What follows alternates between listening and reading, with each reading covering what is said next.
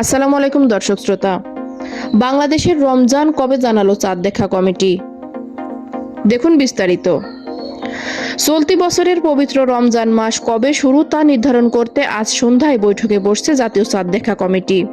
শনিবার বাদ মাগরিব কমিটির সভাপতি ধর্ম উপদেষ্টা ডক্টর আফম খালিদ হোসেনের সভাপতিত্বে ইসলামিক ফাউন্ডেশনের বায়তুল মোকাররম সভাকক্ষে এ সভা হবে। সেখানে 1446 হিজরি সনের পবিত্র রমজান মাস শুরুর বিষয়টি নির্ধারণ করা হবে। প্রিয় দর্শক, আমার এই ভিডিওটি যদি আপনার ভালো লেগে থাকে তাহলে লাইক, কমেন্ট ও শেয়ার করতে ভুলবেন না। আর সবার আগে এমন সব গুরুত্বপূর্ণ তথ্য পেতে চাইলে আমার চ্যানেলটি অবশ্যই সাবস্ক্রাইব করে বেল আইকনটি বাজিয়ে রাখুন। ধন্যবাদ। ইসলামিক ফাউন্ডেশনের জনসংযোগ কর্মকর্তা বিল্লাল বিন কাসেম জানিয়েছেন, আজ জাতীয় চাঁদ দেখা কমিটির রমজান মাস কবে শুরু হবে সে বিষয়ে সিদ্ধান্ত নেবে।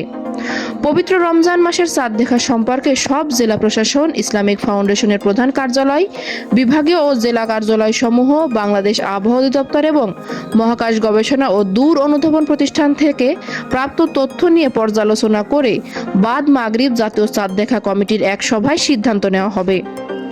বাংলাদেশের আকাশে কোথাও রমজান মাসের চাঁদ দেখা গেলে তা টেলিফোন ও ফ্যাক্স নম্বরে অথবা সংশ্লিষ্ট জেলার জেলা প্রশাসক অথবা উপজেলা নির্বাহী কর্মকর্তাকে জানানোর জন্য অনুরোধ করেছে ইসলামিক ফাউন্ডেশন।